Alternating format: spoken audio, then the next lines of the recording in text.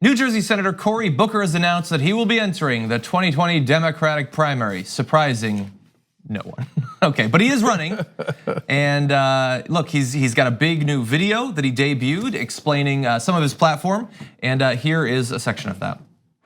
What's up? Amen. I grew up knowing that the only way we can make change is when people come together. My dad told me, boy, never forget where you came from or how many people had to sacrifice to get you where you are. So over 20 years ago, I moved into the central ward of Newark to fight slumlords and help families stay in their homes. I still live there today, and I'm the only senator who goes home to a low-income inner-city community, the first community that took a chance on me. It is not a matter of can we. It's a matter of do we have the collective will, the American will. I believe we do.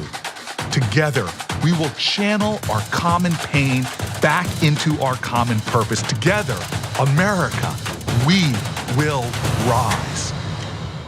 I'm Cory Booker, and I'm running for President of the United States of America. Very exciting, high energy ad. So question now, are you ready to endorse? Yeah, we're about a year out from the Iowa primary. So obviously, look, I've been telling you guys in every single instance, hear them out. Let's see what they got. We'll analyze Cory a little bit more as this show progresses, and the good stuff that he's done. He's done some very good stuff and not so good stuff. But I'm initially amused by the reaction that he's getting. So John's right. Everybody's noting that he is brimming with energy. CNN said that. Said the only tweak they had, one of the very, very tweaks they had of him was that his high energy was almost comical. And I like that he started that video with "What's up?" CNN said that? Yeah. Yeah. So like even CNN's kind of dunking on his attitude. They're like, okay, we have no personality, but you feel like you're faking it. Yeah. But it was the only smidge, like one of the very few tweaks. I'm gonna get you some great comical, over-the-top compliments CNN gave him in a second. But I remember Mitt Romney started his campaign video the same way. What's up, right? But also with like the historically black college marching band. That's right. I'm pretty sure Mitt Romney had the exact same marching bands. Which, by the way, for those of you who knew what the best moment of 2018 was, definitely Beyonce's Coachella performance, and that was a total ripoff of Beyonce. So pretty much could have been like an On the Run tour #2, very Jay-Z, very Beyonce. It's been done, Cory. Like, oh my God. You kind of need to like shout out to the Queen if you're gonna rip off her so bad. You don't want to piss off the Beehive. No, exactly. The Beehive is so warming. I mean, but it's totally like maybe the Beehive will be on our side. Yeah. So, but anyway, it's a fine video and just like. Yeah, and he lives in Newark, bless his heart for that. That's great. It's just like Mitt Romney lives in the low-income community in Salt Lake. I don't know why I'm making a random Mitt Romney reference. Although they're actually, come to think of it, we will return to that. Yeah, in 2012, Cory Booker famously defended Mitt Romney from Obama's attacks. Because he said, look, we shouldn't demonize people in private equity and high finance. Those are really good folks. Really good folks who've given Cory Booker a ton of campaign money, at least in the past. Now he doesn't take corporate PAC money. So let's be fair on all counts. So now to CNN, this is my favorite part.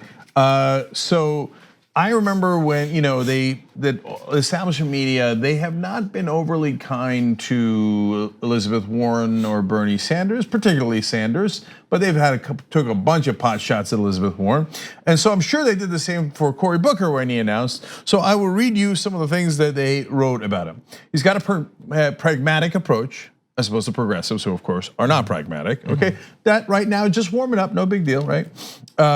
He has quote raw political talent. Same thing they said about Bernie. He is a quote. These are all quotes. Quote. He's a powerful contender. He is a gifted orator. or orator, I should say.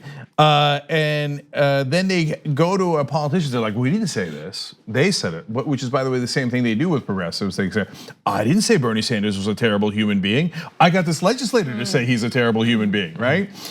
So in this case, they found Cedric Richmond, Louisiana Democrat, and they quote him. This is the last line in the piece, that Cory Booker is, quote, "driven more by faith and purpose than politics." Oh, come on. I don't believe that about anybody. Last thing I want. Well, maybe. Please be driven by politics for the love of God. Yeah. Or not for the love of God, for the love of politics. Anywho, yeah. If his purpose is to become president, yeah, he's been driven by that for years, I'm sure. Yeah, look, guys, some folks care more about policy and are driven by policy that is based on their track record, etc. But let's all acknowledge they're all politicians, okay, including the progressives. That if you're running for president, you kind of care about politics. And now I hope you're using politics to your policy goals. That's your end, not just power for its own sake. But those are descriptions that are really just like blanket and blasé. That are like, this guy can raise a lot of money from the people he needs to raise money from, and therefore I'm going to say he's driven by faith and. What's the other one? Purpose. Faith and purpose. Yeah, and he has raised a lot of money. Raised a lot of money. Yes, that's certainly true. Get to that too. One last one, guys. So then they compared him to President Jimmy Carter, and I was like, oh. Because the mainstream media almost never talks positively about Jimmy Carter in the context of his presidency. Outside of his presidency, they give him credit, as they should, for the wonderful work he's done in charity and curing diseases, etc. But when it comes to the presidency, they're like, oh, President Jimmy Carter and the malaise that the country was in, weak and ineffectual. So it's like, oh my God, are they gonna say Cory Booker is like President Carter? That would, normally in the mainstream media, that's a terrible insult. I don't agree. I think President Carter was fantastic in a lot of ways, including getting us peace in the Middle East. So anyways, no, this is the one time that they praised Carter's presidency when they're comparing him to Booker. And they said Booker reminds them of President Carter, and Carter's slogan about the presidency is, government needs to be, quote, as good and honest and decent and compassionate and filled with love as are the American people. So they had to get that quote and it somehow tie it to Cory Booker, because it's like the greatest quote about government and being filled with love, etc. And they're like, Booker obviously reminds us of Carter, who once said this. And so, God, that is amazing. I'm finding it hard because, like, I like love.